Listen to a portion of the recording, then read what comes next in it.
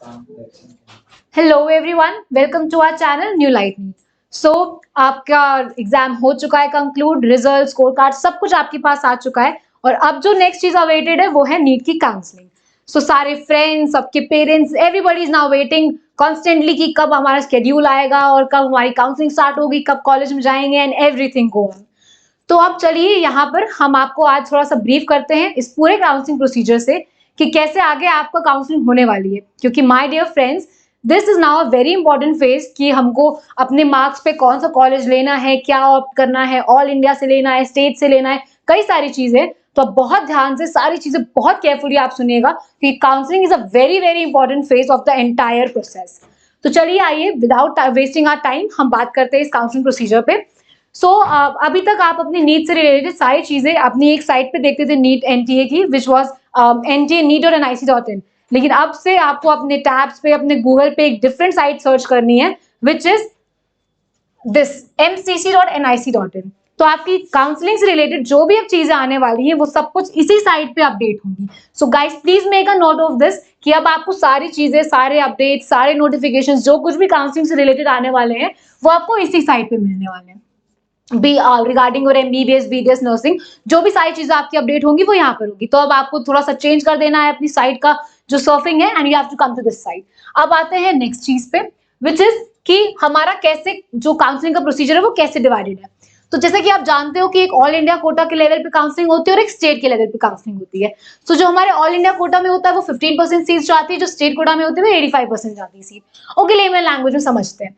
मान लीजिए हम एक एग्जाम्पल ले लेते हैं कि हम एक यूपी स्टेट से बिलोंग करते हैं।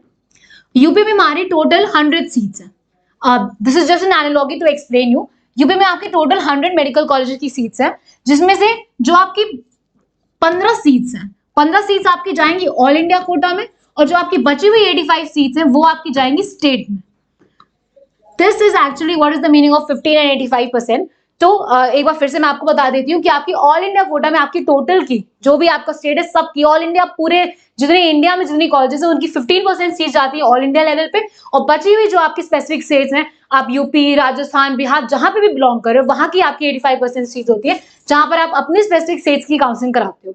ये बात हो गई आपकी टोटल जो गवर्नमेंट कॉलेजेस है। उसके बाद आते हैं कुछ specific colleges like AIIMS and some deemed universities which are BHU, AMU, JIPMER, Jamia, ये सब जो होती है इनमें कोई भी स्टेट लेवल पे कोई भी काउंसलिंग नहीं होती है। इनकी सारी की सारी जिस 100% सीट्स वो आपकी ऑल इंडिया पे जाती हैं। इसमें कुछ भी स्टेट का डिवीजन नहीं होता है, चाहे वो एम्स दिल्ली हो, भुवनेश्वर हो, भोपाल हो, जोधपुर हो, इररिस्पेक्टिव ऑफ एनीवेयर आपकी सारी की सारी सीट्स आपकी ऑल इंडिया कोटा से फिल की जाएंगी। इनका स्टेट से कोई लेना देना नहीं है, एक्सेप्ट दैट इसके अलावा जो भी आपकी सीट्स है उनमें आपका स्पेसिफिक डिवीजन है कि उसकी 85% जाएंगी आपके स्टेट लेवल पे और 15% जाएंगी आपके ऑल इंडिया के लेवल पे। अब बात करते हैं कि एक्चुअली में ये कैसे राउंड्स होते हैं, क्या होता है। सबको ने कई बार सुना है राउंड 1, राउंड 2, तो ये सारी चीजें क्या है, so be very careful. Let's talk about the rounds which actually take place in the counselling procedures. सबसे पहले क्या होता है कि आपके ऑल इंडिया कोटा से राउंड 1 होता है, जिससे आपकी काउंसलिंग स्टार्ट होती है।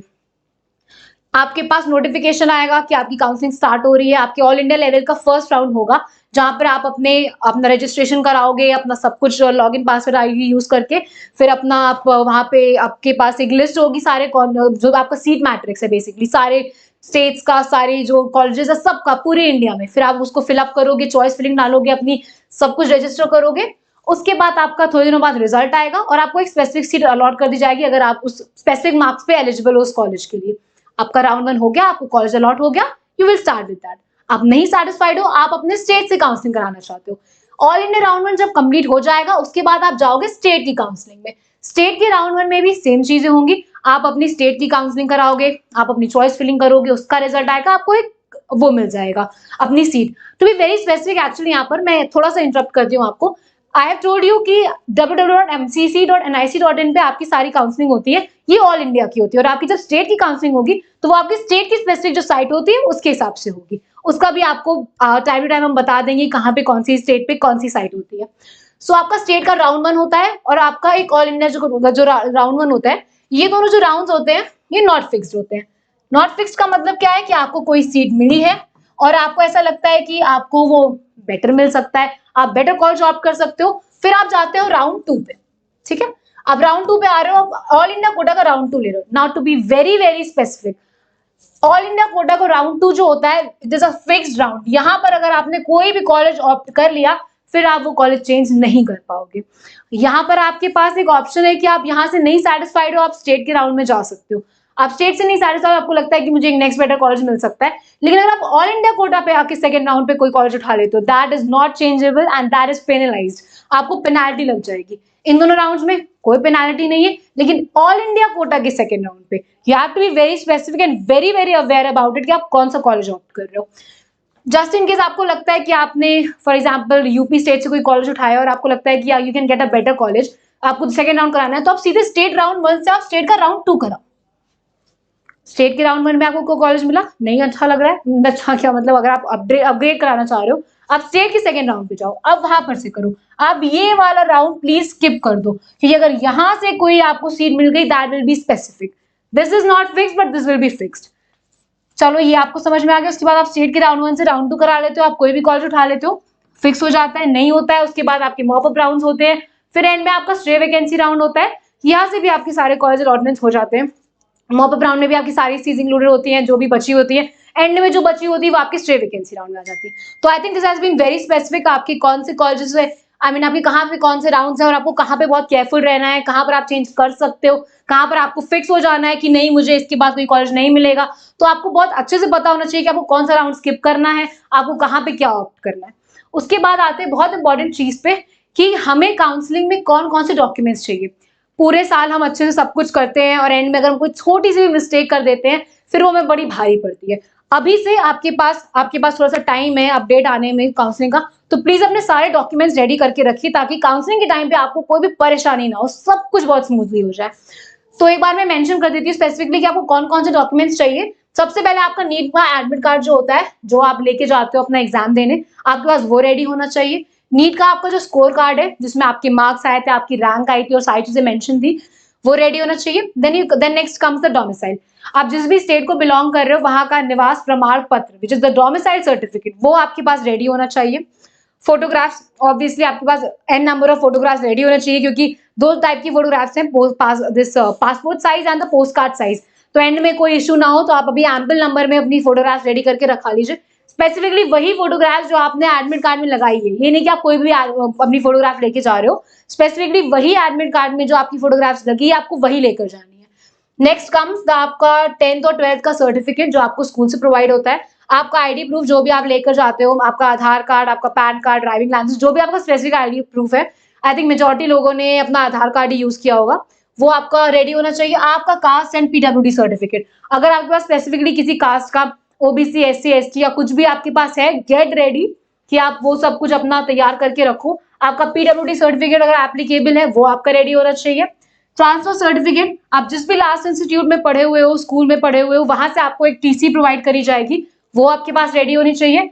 इसको मैं एक ऑमिट करती हूँ, अभी आती हूँ मैं इस पे। कैरेक्टर सर्टिफिकेट भी आपको अपने इंस्टीट्यूट से मिलता है, वो आपके पास रेडी होना चाहिए, जो भी लास्ट इंस्टीट्यूट आप जहाँ पे पढ़े हो। Next comes this gap certificate. This is specifically जो हमारे ड्रॉपर्स होते हैं, जिन्होंने एक साल या जो भी अपने टाइम में ड्रॉप लेके तैयारी की होती है, उनको ये गैप सर्टिफिकेट रेडी करना होता है कि आप उस स्पेसिफिक टाइम में उन्होंने कोई भी कॉलेज या इंस्टीट्यूट में अपना एनरोलमेंट नहीं कराया था, तो उनका जो वो गैप आया हुआ है, उसके लिए एक स्पेसिफिक सर्टिफिकेट लगता है, वो आपके पास रेडी होना चाहिए। तो यहाँ पर हमने जान लिया है कि हमें क्या क्या प्रोसीजर्स फॉलो करने हैं, हमें क्या क्या चीजें रेडी करके रखनी हुई है। मैं आपको एक बार फिर से बता देती हूँ कि इट्स www.mcc.nic.in, जहां पर आपको ये सारी इन्फॉर्मेशन मिलती जाएगी और आपकी स्पेसिफिक जो स्टेट की काउंसलिंग होती जाएगी, वो उसके लिए भी आपकी जो साइट होगी वो होती रहेगी। ये आपके जो स्पेसिफिक राउंड्स थे उसके बारे में हमने डिस्कस कर लिया था। कोटा के हिसाब से मैंने आपको बता दिया कि सीट 15-85% कैसे रहती हैं, और ये स्पेसिफिक साइट को। सो माय डियर फ्रेंड्स, जो इस टाइम पे थोड़ा डिलेमा सिचुएशन में है कि हम बॉर्डर लाइन में है, हमें कॉलेज मिलेगा या नहीं मिलेगा, उनसे मेरा बस यही एक मैसेज है कि they just do not have to be disheartened, क्योंकि कई बार ऐसा होता है कि हम कट ऑफ कैसे डिसाइड करते हैं कि कट ऑफ क्या है इस बार, अभी हम नहीं डिसाइड कर सकते जब तक सारे काउंसलिंग के पूरा एंड तक कंक्लूड नहीं हो जाता है। जिस भी मार्क्स आपको एंड में कॉलेज मिलेगा, that will be your cut off, यानी यू नेवर नो, क्योंकि इस साल कई सारे कॉलेजेस ऐड हुए हैं, कई सारी कॉलेजेस में कई सारी सीट्स ऐड ऑन हुई हैं, बहुत कुछ चेंजेस आए हैं, तो may be cut off low ही जाए, कि इन सारी चीजों को, फैक्टर्स को अपने दिमाग में रखते हुए। So don't be disheartened, keep that hope कि मे बी आपको एंड में स्ट्रे वैकेंसी राउंड सब लास्ट में हमारे यहाँ पे न्यू लाइट इंस्टीट्यूट में कई सारे ऐसे स्टूडेंट्स थे जिनके बिल्कुल एंड में जो बॉर्डर लाइन थे वहाँ पे मार्क्स थे और उनको लगा था कि यार अब कुछ नहीं हो रहा है। उन्होंने इनफैक्ट प्रिपरेशन भी स्टार्ट कर दी थी और थोड़े एंड में जाके स्टे वैकेंसी राउंड होता है and luckily they had this lucky draw वाली सिचुएशन हुई तो उनको बहुत अच्छे कॉलेजेस मिले थे। तो अपनी अगर आप वहां पर हो कि आपको लग रहा है कि इस पार या उस पार, so keep up that hope कि आपको हो सकता है कट ऑफ लो जाए और एक बहुत अच्छा कॉलेज मिल जाए एंड तक जाने में। और माय डियर फ्रेंड्स, जो थोड़ा सा लैक कर गए पीछे मार्क्स से, उनसे मेरा बस यही मैसेज है कि just do not give up your hope.